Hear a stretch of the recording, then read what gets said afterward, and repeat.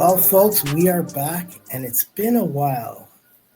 You have Noel and myself back on the 6 Yard Line podcast, but we're going to give you some summertime transfer talk. So, how you doing, Noel? And just so everybody knows, Noel's over on this side today. Oh, you got it the wrong way. It's that side. There you go. I'm good, man. There's lots going on. Obviously, I think we should start by the sad news of Diego Jota. I think it's a shock. I think it's just devastating to Liverpool and I think to the Premier League and everyone involved. And obviously, his family. It's just it's just such a tragedy, and it's a very sobering moment. I think in the season already before we even started. Right, I think you saw it today. Just everyone in training sessions today. I saw Real Madrid and all those teams pause their training session for a minute silence day, which is it's great to see. But yeah, such a shock and such a tragedy, and we obviously feel bad for everyone that's involved, and I have thoughts and prayers with them. Yeah, it's me being a Liverpool fan. When I saw that news yesterday, it was devastating. It was heartbreaking. It was shock. You didn't want to believe it at first. It's like, no, hold on, this can't be real. And by the time we found out here, I think it was pretty much well known across the globe at that point, right, with the time zone difference. But such a tragedy, and he was literally on a high in the world. After winning the Premier League, winning the was it the Nations League final or whatever final it was with Portugal. Getting married 12 days ago. I feel it for his wife, his 3 kids, his parents losing both of their children at the same time, heartbreaking. His brother's family, it's just the amount of devastation that has happened in the past 24 hours is just overwhelming for one family to have to bear. And no matter words we can say, it's a blessing to see the world of football come together, right? Not just, the world itself, you have athletes from different sports, showing their respects, but it truly shows the kind of person he is and the support and love that he has, that, everyone in the Premier League, every team, opposing players have had nothing but, positive and respectful things to say in his memory. Yeah, I think it's not the way we wanted to start the show because, obviously, we do have technology. I think first and foremost, I think that's the most important part for it. So, yeah. Okay. Well, now the heavy stuff's done. Let's talk about why we're here today. Why we're chatting about. It's the silly season. We are Premier League transfer news, and some teams have been spending like drunken sailors already. Honestly, it was quite shocking to see the amount of money that some teams have already spent. And we've got a lot of teams that are still on the 0 transfers done. We're recording this on the 4th of July. So it's a pretty much, you're either full bore into your transfer window, or you're still thinking about making an offer or trying to get somebody over the line. And so I think we're just going to do the top 5 spenders so far. Number 4 is a shocker to me, but it's good to talk about a team that's not, a conventional team, and a team that's come out trying to do something a little bit different. So you know who exactly we're going to start with today, Sean. Spending money. Liverpool didn't spend any last year. Although I would say the Valencia goalkeeper one was a last year deal, but that was a last year. They're paying deal. for it this year, but they're paying. No. They paid for it last year because they sent him.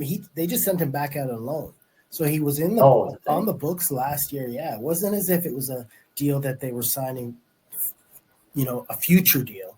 They signed him last year. and just sent him back on loan to Valencia for the season. Oh, but did they pay for him up front? There was some, from what I understand, there was money that did transfer. I don't know the specifics of how the deal was structured, but I know there was something.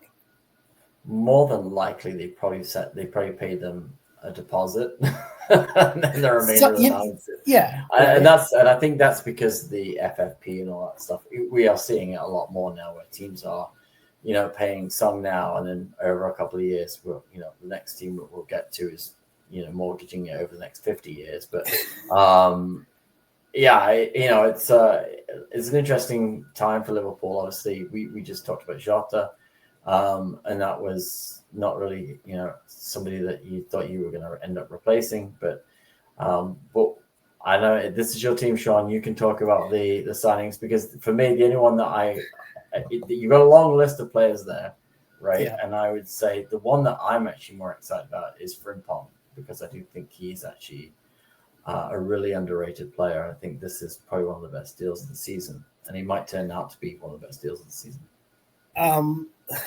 It's, for me, I mean, any of the top three are going to be big, to me, impact players for the team this season, right? But since you mentioned Frimpong, he was the first of the three to get signed. And it was a quick replacement. I think it was important for them to get that deal done right away and as quick as they did, as a sign to the team that they were ready for Trent to go, and they had that deal, that the player in mind right away. And it wasn't as if they had to sit there and struggle and haggle with all these teams to try to find a replacement. They knew who they wanted, and they went and got their man. And he's a player that I think he is young, and he's a different dimension than a Trent. And I think when you look at him, the battle that you're going to have between him and Bradley, like, I think they're both only like a couple years age difference at most. Frimpong's like, 22, 21, similar to Bradley. So, you have two young players that are both hungry for minutes, that are going to push each other, that I think is going to only help elevate both of their game. I think depending on who you're playing and the formation that Slot wants to bring on, you can actually move Frimpong up and still have Bradley in the pitch, right? So I think what I'll say is this. I think Frimpong is a better defender than Trent, but not necessarily – I don't know if we're getting him specifically for his defensive skills. Interesting. Because I think the game has changed where a lot of defenders, they're not like – yes, you want that traditional right back is great, but it seems like teams have gone more the hybrid wing back type of back, where – he's got to be able to attack as important as being able to play defense, and maybe not. He doesn't have to be that old school right back, right? They want somebody with more skills than that old school style, right? And I think where Bradley comes in, he's more the old school right back, and he can go forward, he can get into attack, but he's nowhere near as effective as say Frimpong or even with the way Trent was. Yeah, I think he's a great addition. Obviously, you got Kirkes there from Bournemouth, who had a fantastic season last year. Bournemouth been selling a lot of players, not a lot of buying so far, but they've certainly made some money. Obviously, Florian Wirtz is the big money transfer, and I think he'll be a game changer, right?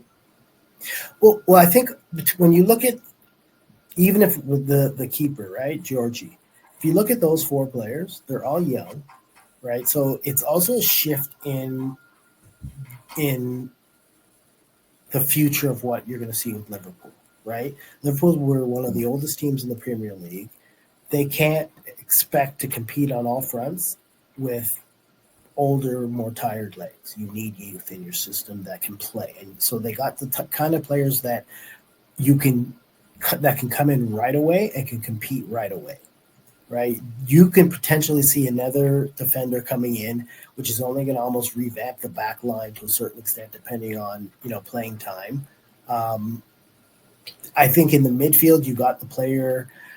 When you realize the player that Gravenberch was, they were able to shift their search and their focus on the type of midfielder, attacking midfielder they wanted.